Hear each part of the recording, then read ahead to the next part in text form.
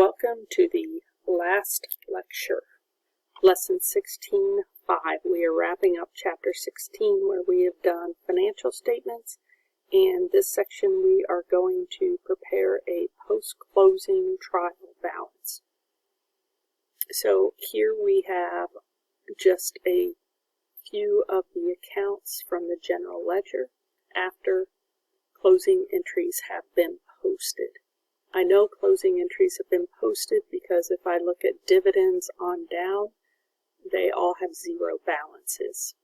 Because I know that when I do closing entries, the acronym is READ, so revenue, all the income statement accounts that have a credit balance. The E in READ is expenses, all the income statement accounts that have debits got closed. Then third is I for income summary.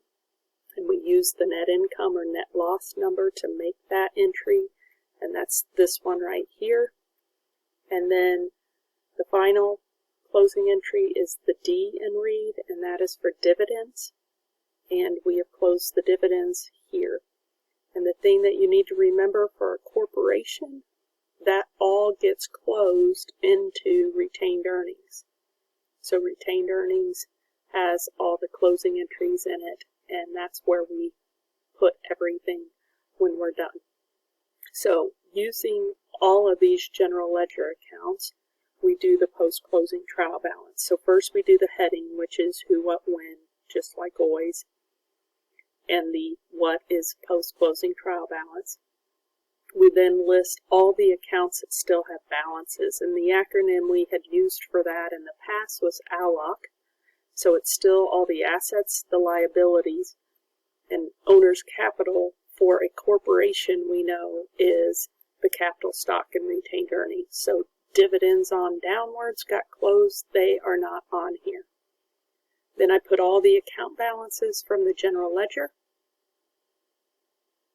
I write totals, I add the debit and credit columns.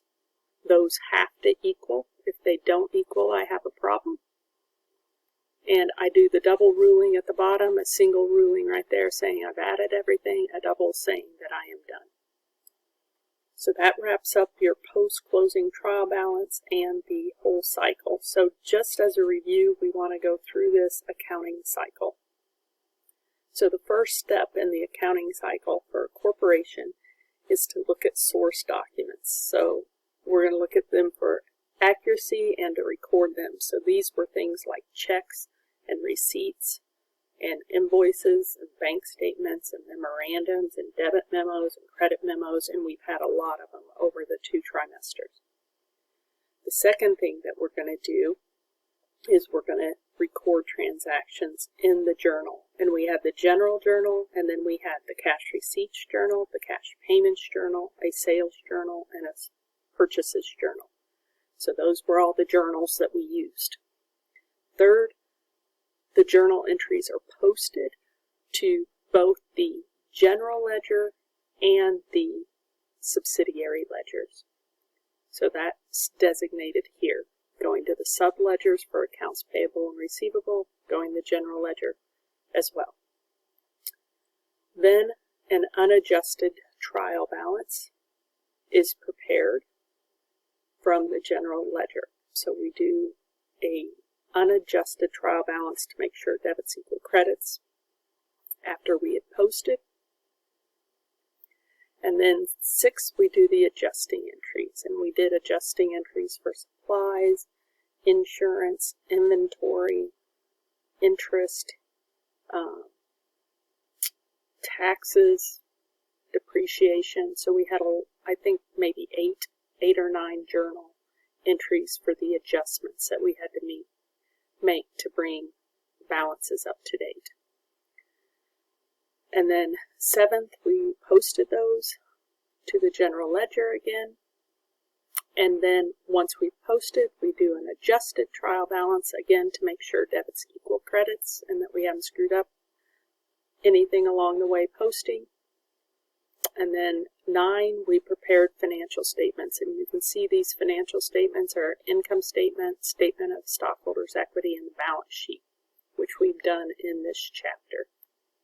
And then the closing entries were journalized. And again, our closing entries, the acronym was READ, Revenue, Expense, Income Summary, Dividends. And that all got closed into retained earnings because we would like to have a lot of retained earnings. That means we're doing well. And then finally, the closing entries are posted to the general ledger. We post them. And again, we'll do a post-closing trial balance, which we just learned, in order to make sure our debits equal our credits and that we have closed out all temporary accounts, and all that we have left are assets, liabilities, capital stock, retained earnings.